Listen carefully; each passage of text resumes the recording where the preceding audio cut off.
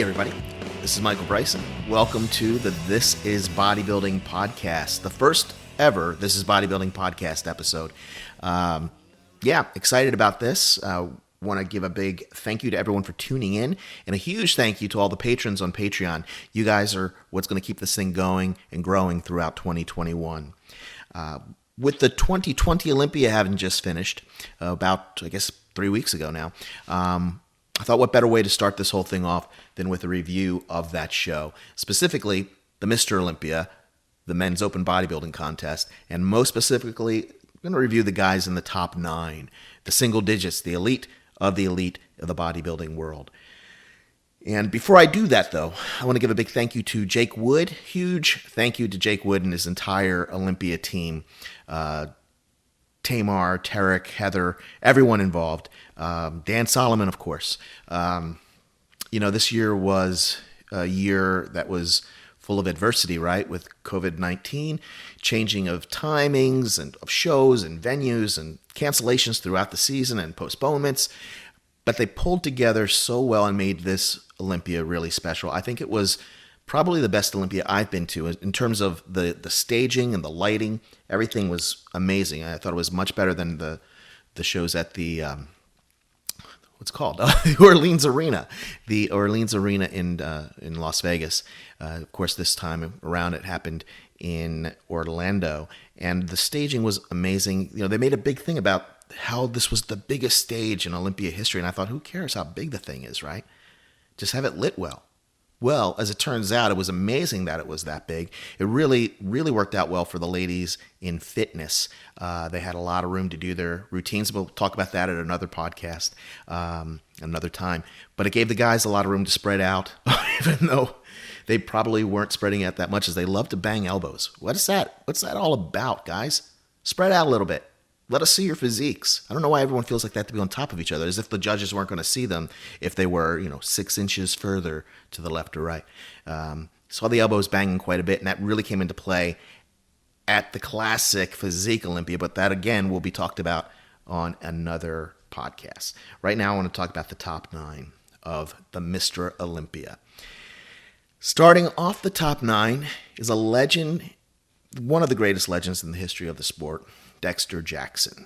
Dexter Jackson himself is a former Mr. Olympia. Well, once a Mr. Olympia, always a Mr. Olympia, and he won the contest in 2008. He also has won 5 Arnold Classics in Columbus, Ohio. He's won more Arnold Classics than that, but the 5 big ones that he won in, Columbus, Ohio. He set a record there with 5. No one has won 5 of those, and probably never going to see that happen again, right? He's also won a record 29 pro shows, which no bodybuilder has done before. So whenever there's a discussion about who's the GOAT of professional bodybuilding, Dexter Jackson's name is always one that's got to be in the discussion. Definitely one of the greatest of all time.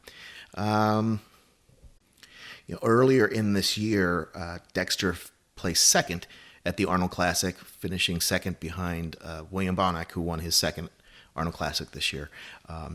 Dexter looked amazing. I was at that show, and I thought he looked incredible. It was hard to believe this guy was about to turn 51 during the course of 2020, which he did prior to this Olympia. It's just unbelievable. There's not many people in the history of the world who could look as amazing as Dexter does in his 50s. It's unthinkable, unimaginable almost. But he looked incredible at the Arnold Classic. He looked amazing the 6 months before at last year's Olympia, where he finished 4th.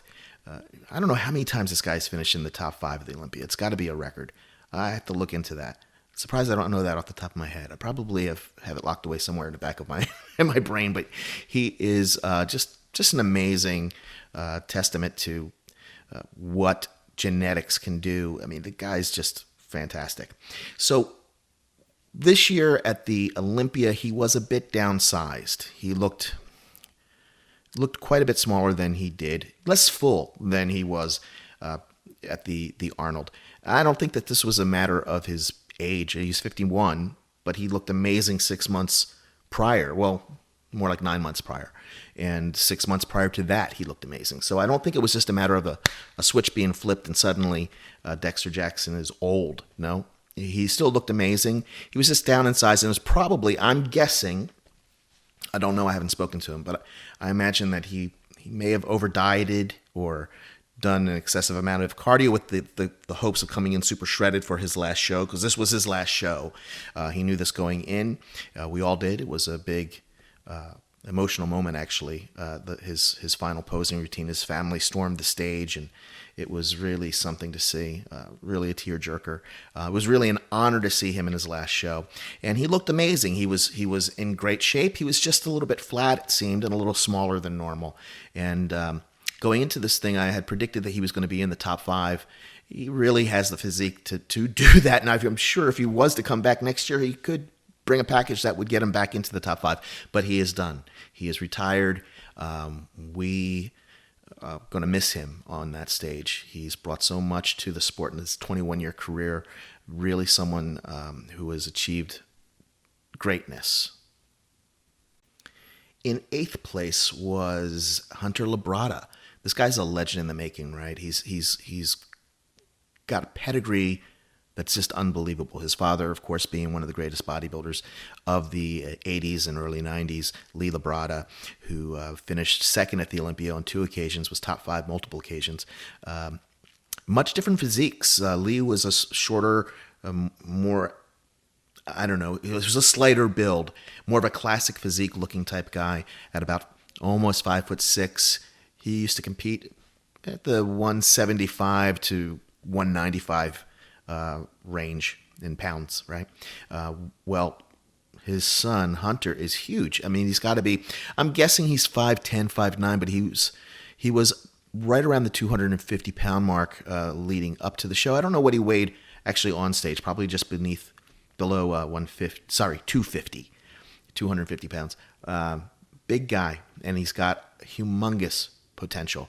I really like Hunter. He's a really smart guy. He's a good guy, and I think he knows exactly what he needs to do in order to continue moving up. I mean, 8th place in your Olympia debut is excellent. This guy just turned pro 2018. He won nationals, I believe, in super heavyweight and won the overall title.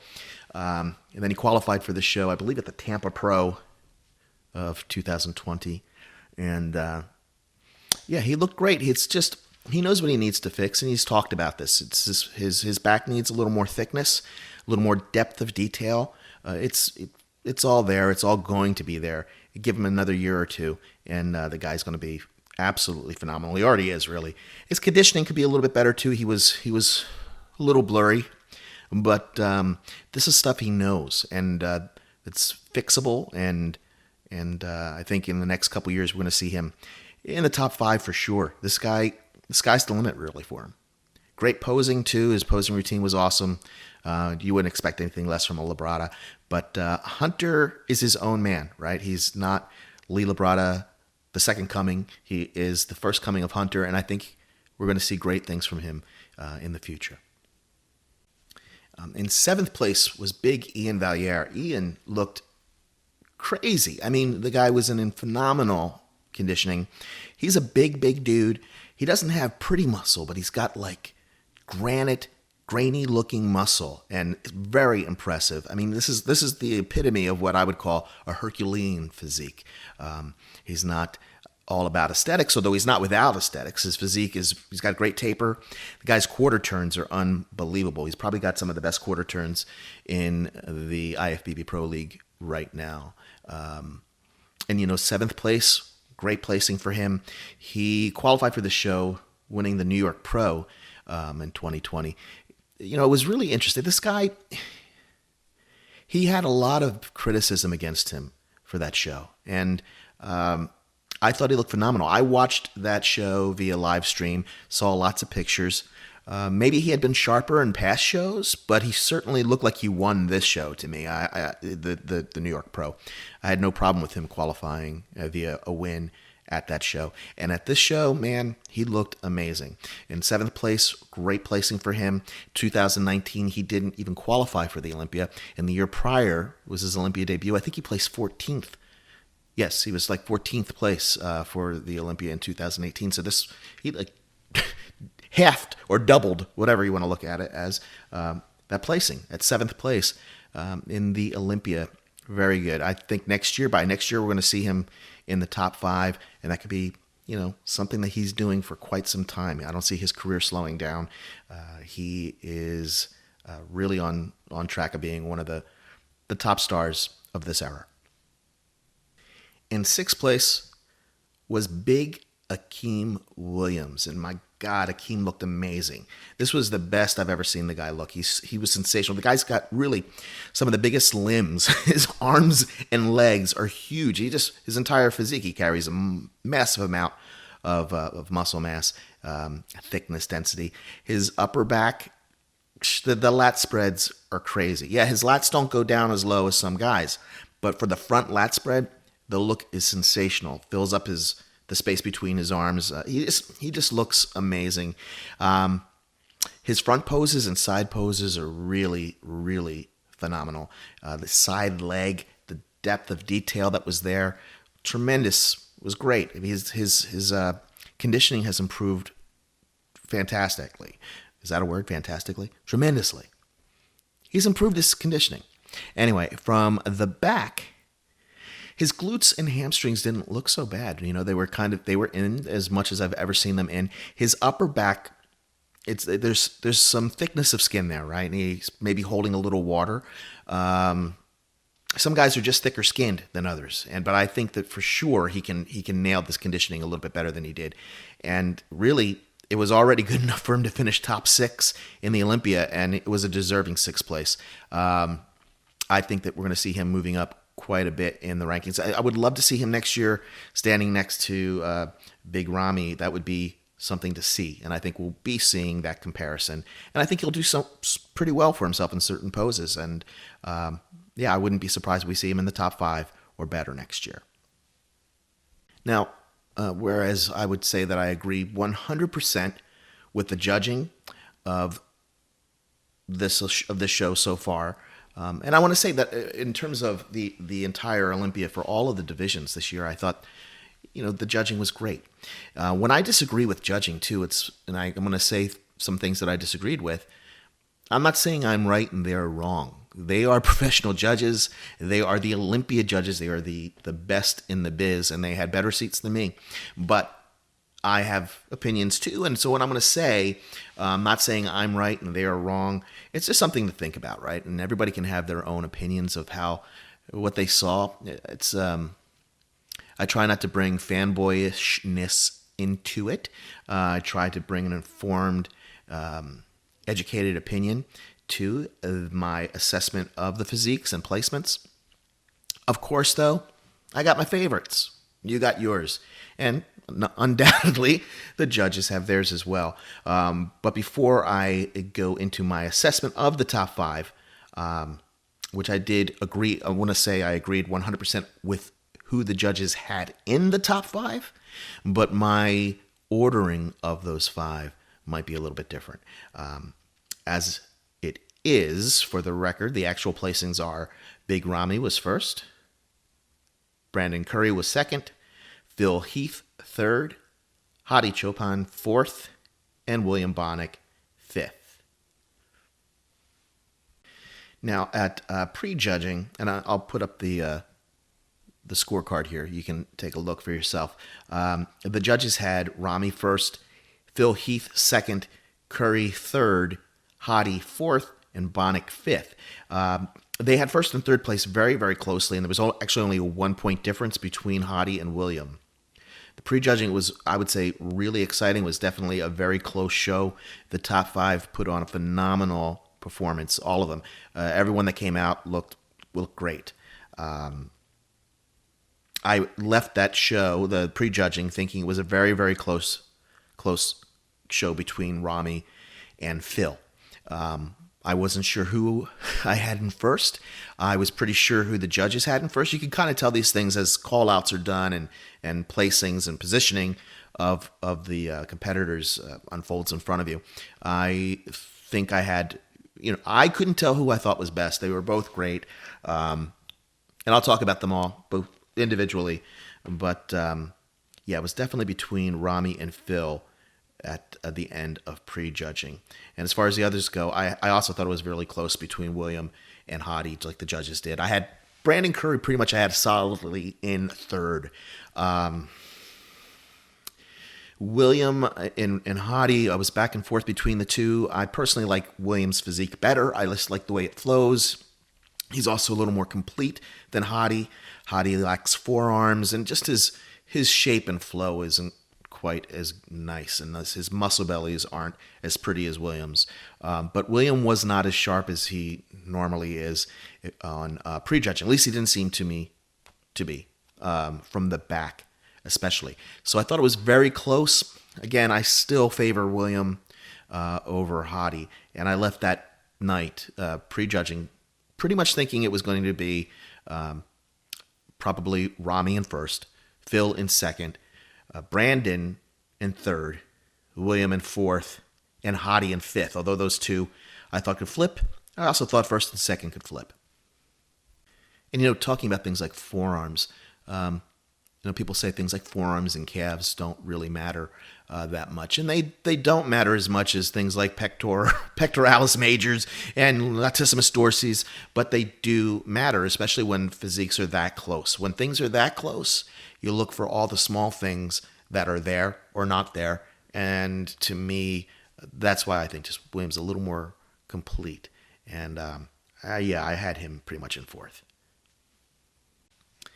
And, at the end of prejudging, like I said, I had Brandon Curry pretty much solidly in third place. I've said this before, and I mean it with total respect. I think that this was the best Brandon Curry we've ever seen. And that might sound weird since last year he won the Olympia and this year he did not. I do think his physique was improved somewhat. He was a little bit sharper this year than he was last year. He may not have been as full, but I think what he lost in fullness, he more than made up with sharpness. I thought the sharpness of his physique was better this year. I've seen him. He was very close to being this good, I think, in 2018 when he placed fifth, actually, in the Olympia, and also when he won the Arnold in 2019. But I think that this was his best. The knock on Brandon is, and always has been, and probably always will be, his leg size, most especially his calves. Calves, if his calves were ever going to be bigger, I think they would have been bigger already. It's a genetic thing, and I'm sure he's worked on them every kind of way possible, but they are what they are.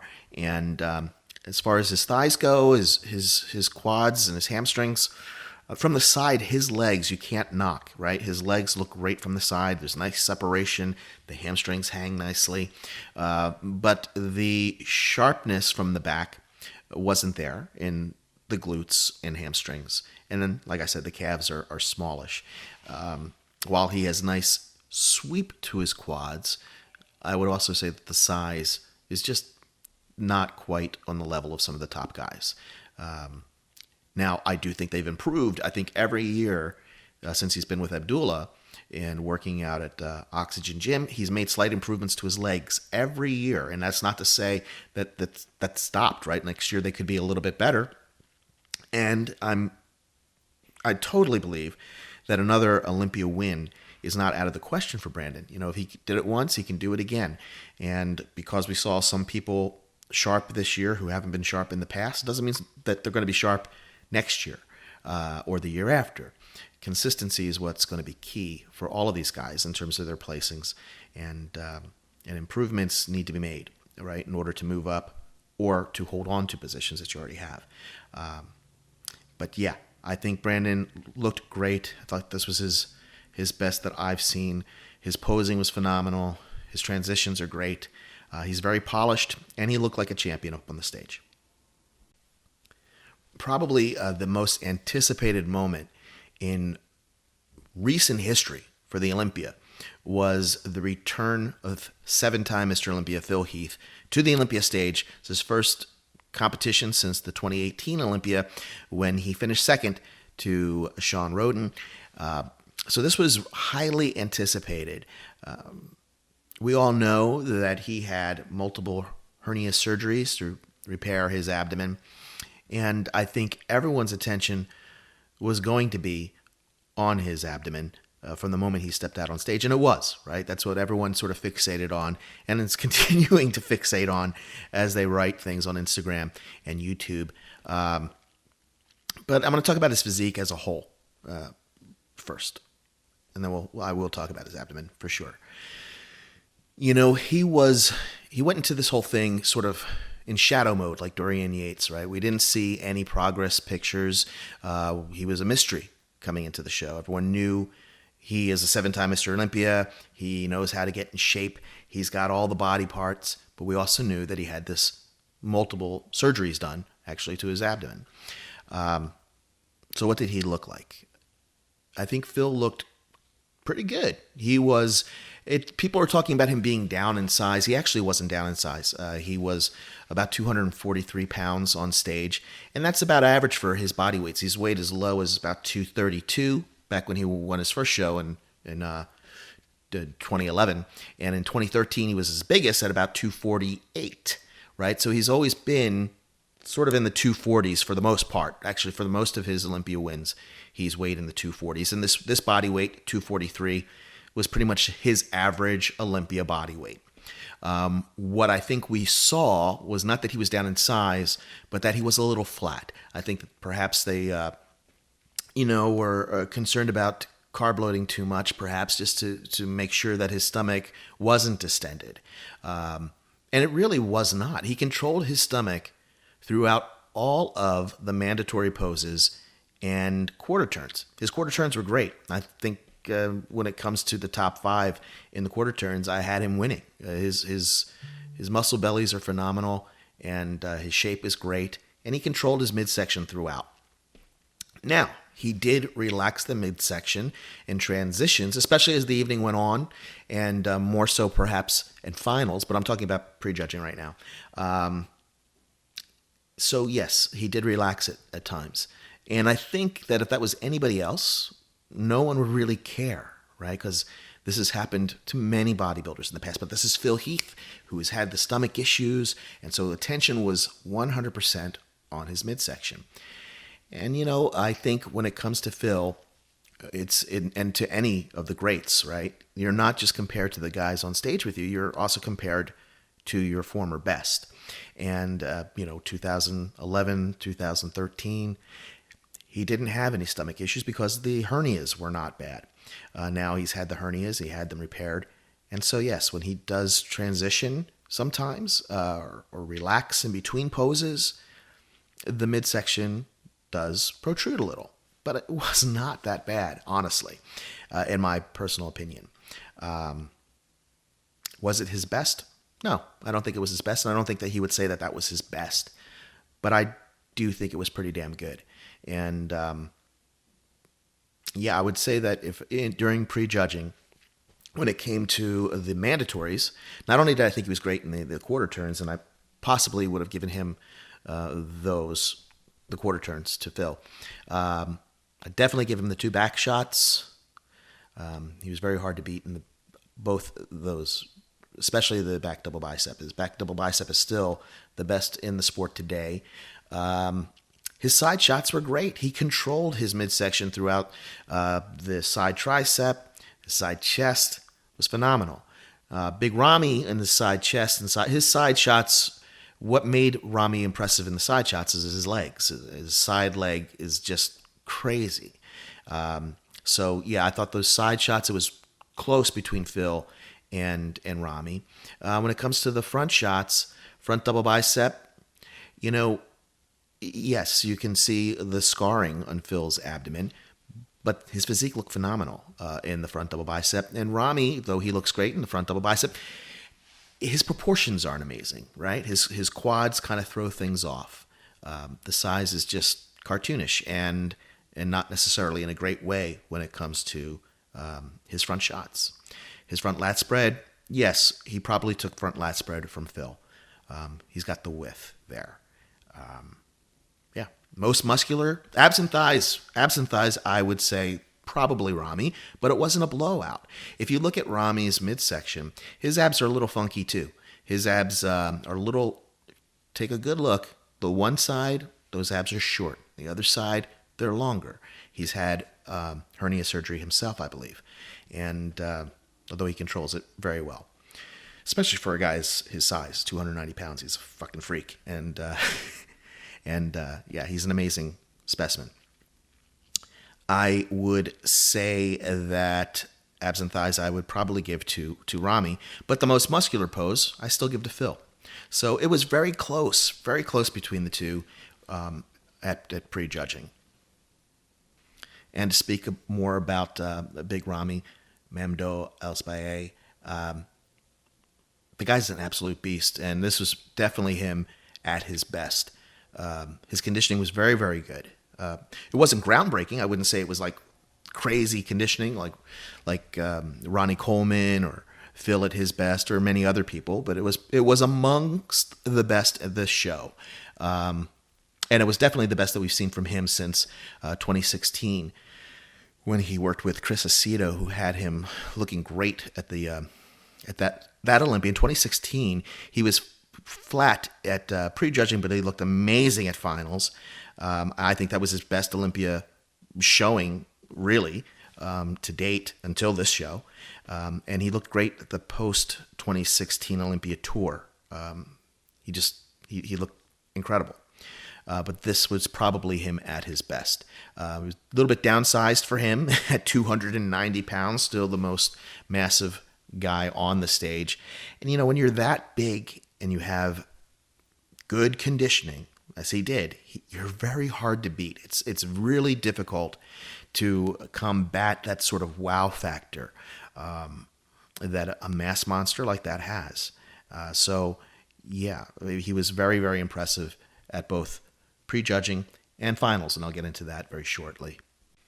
When it comes to the prejudging scoring, I think it was very good. I can't really find any fault in it, though I disagreed with William. I would have had William ahead of Hadi, but it wasn't crazy, so I can not find fault or call it controversial or anything. The placings of Ramy first, Phil second, Brandon third, Hadi fourth, and William fifth at the end of prejudging. Now, when it comes to finals, that's where my opinion of what I saw, it was different than what the judges saw. At finals, they had Ramy in first, solidly, and Brandon in second. Phil in... Sorry, that's not true. I'm lying to you. They had four finals scoring for that night. Now, you can look at the scorecard here. Ramy was first that night. Hadi was second. He jumped from fourth to second. Brandon was third. Phil was fourth. And William stayed at fifth. So this is what I disagree with. And to me, and I did a little poll on Instagram with pictures of Hadi, comparison shots, almost exact angles of his mandatory poses from prejudging to finals. And I did a little poll, and more people favored what he looked like at prejudging than they did at finals, and many people couldn't tell the difference. Personally, myself, the only person who improved drastically or dramatically, or noticeably even, from prejudging to finals was William Bonac. I thought William was sharper, he was drier, he still had all the pop that his muscles have, he's had the fullness, and it was one of the better Williams that I've ever seen, maybe the best William I've seen. So if I would have changed the positioning of anyone in finals from prejudging, I would have had William leapfrog a couple people perhaps.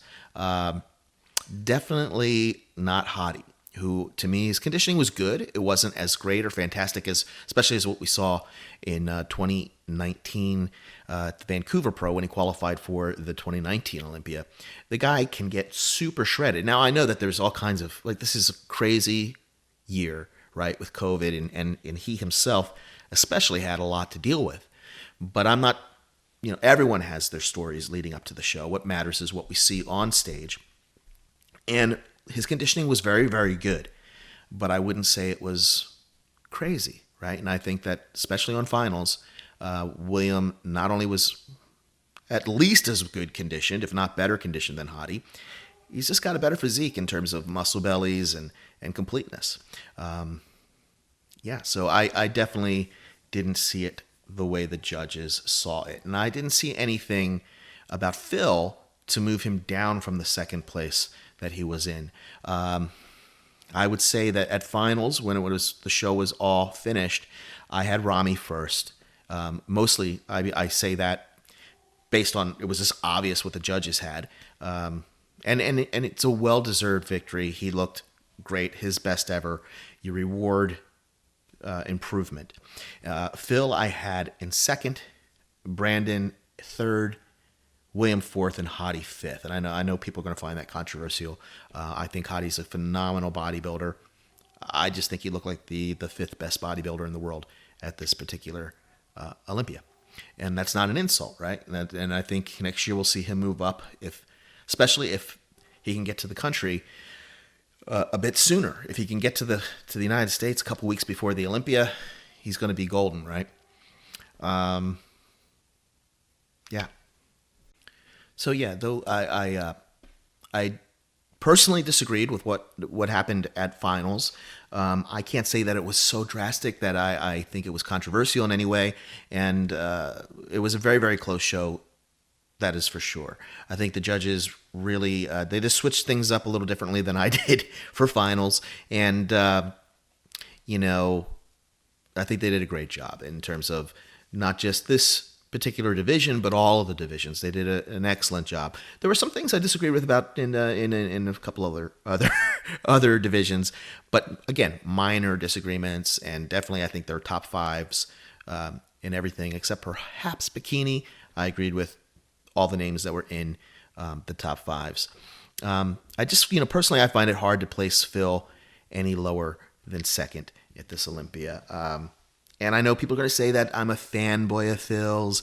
Look, I have probably been in Phil's presence face to face. I could probably count how many times that has happened on one hand, maybe two hands.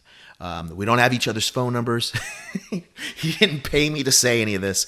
I just have my opinions of bodybuilders, right? And I have my favorites like everybody else does. And I just think Phil, I think if this physique that stepped on the 2020 Olympia stage belonged to anybody else, right? Let's say it was a rookie, a newbie who had never been to the Olympia before, and someone stepped on the stage looking exactly like that and had that same midsection, but also that same back and those same arms. I think that guy would have placed no lower than second, and possibly could have been the first guy since Larry Scott to be the man to win his first Olympia, right? That's never happened before. Larry Scott was the first guy because it was the first Olympia. Someone had to be first, but no one since that time has ever won their first Olympia. And this person possibly could have, but it's Phil Heath. And so Phil Heath isn't competing with just the guys on stage. He's competing with Phil Heath of 2011, 2013, 2016, and every other Phil Heath. And that's unfortunate, but I think whether he's done or not, that's going to be for him to decide. And I think he hasn't decided yet. So I think that's exciting. There's still possibilities.